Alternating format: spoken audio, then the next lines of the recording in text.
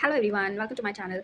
सो basically आज मेरा SBI का एग्ज़ाम था सेकंड शिफ्ट में। एंड जो डिफ़िकल्टी लेवल थी पेपर की, वो मुझे पॉइंट्स में तो सारी शिफ्ट में इक्वली लगा कि सारी शिफ्ट में डुएबल आई है। बट जो हमारी शिफ्ट सेकंड शिफ्ट जो कि मैंने दी है, उसके बेसिस पे अगर मैं बात करूँ तो मुझे रीज़निंग और इंग्लिश काफ़ी ज़्यादा मतलब मॉडरेट टू हार्ड लगी। लिटरली लाइक रीज़निंग की अगर मैं बात करूँ तो उसमें जो गाइडली के मॉक में पज़ल्स होती हैं जिसमें पॉसिबिलिटीज़ पे पॉसिबिलिटीज़ बनती रहती हैं, वैसे ही वहाँ पे एग्ज़ाम में भी था। एक फ्लैट एंड फ्लो थी, उसमें भी पॉसिबिलिटीज़ बन रही थी सेट करने में काफ़ी। एक तो सबसे ज़्यादा टाइम पॉसिबिलिटीज़ तो बन रही थी, बट 20 मिनट्स का टाइम रहता है, तो उसको 20 मिनट्स में इतना सारा करना is like not an easy task अगर इतनी पॉसिबिलिटीज़ बन रही हैं तो। एंड सबसे ज़्यादा पज़ल्स थी उसमें। सेटिंग अरेंजमेंट था साउथ एंड नॉर्थ वाला, और कैटेगरी पज़ल थी जिसमें तीन चीज़ें दी गई हुई थी, उसको आपको 11% दिए हुए थे। ये पज़ल थी। एंड एक सर्कल बेस्ड भी पज़ल थी। और जो ब्लड रिलेशन था बहुत ट्रिकी था। ईज़िली नहीं था कि आप ईज़िली मतलब पढ़ते जा रहे हो वो बनता जा रहा है, no. That was also tricky. And अगर मिसलेनियस की बात करें तो केवल 3 क्वेश्चंस थे उसमें, बाकी कुछ भी नहीं था, स्लॉग्स थे नहीं उसमें, और इक्वालिटी भी नहीं थी, कुछ भी ऐसा नहीं था कि जो डुएबल पार्ट हो कि 3 मार्क्स आसानी से मिल जाए, वो भी नहीं था। और अगर अब इंग्लिश की बात करूँ, तो इंग्लिश जो थी ना काफ़ी लेंदी थी, और काफ़ी ज़्यादा लाइक आरसी भी कॉम्प्रिहेंड करना मेरे को इतना ईज़िली नहीं लग रहा था कि ईज़िली वो कॉम्प्रिहेंड हो रही थी। और फिल इन द ब्लैंक्स में उसमें लाइक फ्रेज़ल वर्ब्स दे रखे थे, 2 फिल-अप्स थे, जिसमें आपको सेकंड ब्लैंक में आपको फ्रेज़ दिया हुआ था कि आपको रीड करके, तो मतलब अगर फ्रेज़ दिया है तो ऑब्वियसली उसको रीड करने में टाइम लगेगा, कॉम्प्रिहेंड करने में टाइम लगेगा। और एरर्स थे जो कि 5 सेंटेंसेस दिए थे अलग-अलग, इनकरेक्ट फाइंड आउट करना था। और जो पैरा जंबल था, एक लेंदी वाला पैरा जंबल और एक एबीसीडी करके जो सीक्वेंस में जोड़ना होता है, वो वाला वो भी पैरा जंबल था सीक्वेंस वाला।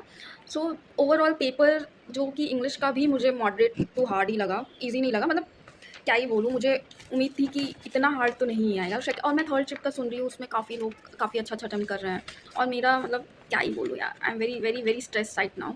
और फिर क्वांट्स की अगर बात करूँ तो क्वांट्स का मैंने ये पूरा लिखा हुआ है, क्या-क्या आया था। क्वांट्स में मैन्युफैक्चरिंग सोल्ड एंड अनसोल्ड पे डीआई थी, एक बार ग्राफ थी और एक टेबल डीआई थी और एक केसलेट थी। ये 3 डीआईज़ आई हुई थी। एक मैन्युफैक्चरिंग पे थी, और एक बॉयज़ एंड गर्ल्स का टोटल दिया हुआ था, और फिर बॉयज़ का परसेंटेज दिया हुआ था, ये थी। केसलेट थी लाइक मार्क प्राइस दिया हुआ था, एबीसी का डिस्काउंट दिया था, पीक्यू, क्यूआर, आरक्यू ऐसे करके दिया था, और पीक्यू, क्यूआर की वैल्यूज़ दी हुई थी। लाइक पी की वैल्यू 35% है, क्यू की 15% है, आर की 20% है, ऐसे। फिर क्वेश्चन नॉर्मल क्वेश्चन जो होते हैं वो पूछे थे, बहुत ईज़ी वन लाइनर क्वेश्चन थे। सबसे डुएबल थी ये डीआई सबसे ज़्यादा। फिर डाटा सफिशिएंसी पे 2 क्वेश्चन थे, टाइम एंड वर्क पे एंड ट्रेन पे 2 या 3 नंबर सीरीज़ थी।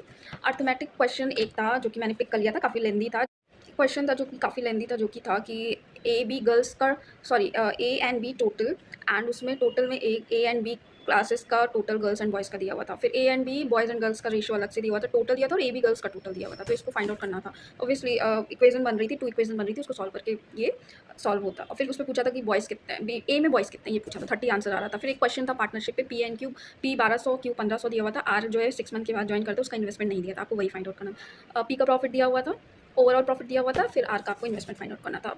फिर एसआईसीआई पे 2 क्वेश्चन थे, और एक एक क्वेश्चन था उस पे, अरे क्या बोलते हैं, डाउनस्ट्रीम एंड अपस्ट्रीम पे, जिसको बोट एंड स्ट्रीम बोलते हैं, उस पे क्वेश्चन था, एंड काफ़ी डिबेबल था। लाइक 72 किलोमीटर ट्रैवल करती है डाउनस्ट्रीम, ए माइनस मतलब लाइक डाउन अपस्ट्रीम उसका 6 आवर्स में। फिर सेकंड दिया था कि डाउनस्ट्रीम में ट्रैवल करती है, कुछ वैल्यू दी थी, इतने किलोमीटर ट्रैवल करती है। फिर लेकिन स्पीड जो होती है 3 टाइम, वाई जो बोलते हैं जिसको स्ट्रीम, वो 3 टाइम्स हो गई है। तो इसमें भी इक्वेशन बन रहा था, 2 इक्वेशन, फिर सॉल्व करके आपको वैल्यू आ रही थी आपकी स्ट्रीम की। बस ये था। सो ये ओवरऑल एनालिसिस था मेरा, and I was not satisfied with the exam today. बहुत ज़्यादा मुझे लाइक मेरे अटेम्प्ट जो हुए हैं मैं बता देती हूँ। मेरे 30 अटेम्प्ट्स हुए हैं इंग्लिश में, कोशिश करी थी एक्यूरेसी मेंटेन रखूँ, और 20 अटेम्प्ट्स हुए हैं मेरे क्वांट्स में। ओवर दिस इनको मिलाया तो 50 अटेम्प्ट्स, और रीजनिंग में मेरे हुए हैं 20 अटेम्प्ट्स। तो ओवरऑल 50, 60, 70 अटेम्प्ट्स हुए हैं मेरे। बट मेरे को इंग्लिश में एक्यूरेसी बिल्कुल भी समझ में नहीं आ रही है, और जिस, सो येस, ओवरऑल मेरे 70 अटेम्प्ट्स हुए हैं, but I am not happy at all, क्योंकि मेरे को इसमें बिल्कुल भी मुझे समझ में नहीं आ रहा है कि मेरी एक्यूरेसी कैसी है, क्योंकि इंग्लिश में मैं नहीं बोल सकती। मैं थोड़ा सा जोन आउट हो गई थी, मेरा एक तो इतनी गर्मी की वजह से पसीने बहने लग गए थे, क्योंकि इतना ट्रिकी पेपर देख के। उसके बाद रीजनिंग में तो और भी ज़्यादा हाल था मेरा बुरा। तो ओवरऑल मेरा क्वांट्स में फुल एक्यूरेसी है, बट रीजनिंग और इंग्लिश में एक्यूरेसी का नहीं पता, तो नहीं बोल सकते होगा या नहीं होगा, क्योंकि ओवरऑल कट ऑफ ही जाती है, 65 तो जाती है, और 70 अटेम्प्ट अगर गलत हो गए अगर गलती से भी, तो ऑब्वियसली आउट। देखते हैं क्या होता है, तो रिजल्ट आने के बाद ही पता चलेगा। फिलहाल तो मेंस का मैं कर ही रही हूँ, क्योंकि लाइक प्रीलिम्स का मेरा इतना नहीं है कि प्रीलिम्स मेरा क्वालिफाई नहीं होता है। आईबीपीएस पीओ आगे पेपर है, तो ऑब्वियसली वो क्वालिफाई होना ही होना है, अगर ये नहीं हुआ तो मेरा फोकस अभी भी मेंस पे रहेगा अभी। और एक एक मैं देने वाली हूँ, लाइक एक मॉक दूंगी प्रीलिम्स का, बाकी फिर फोकस मेंस पे रहेगा। देखते हैं, इस साल कोई ना कोई तो एग्जाम क्वालिफाई करना ही है, एनी हाउ, लेट्स सी क्या होता है। अभी तो बहुत मैं स्ट्रेस में हूँ, अभी तो अपने आप को थोड़ा सा काम करना है पहले तो। So that's all, bye bye, take care, and please do share your attempts. Thanks for watching.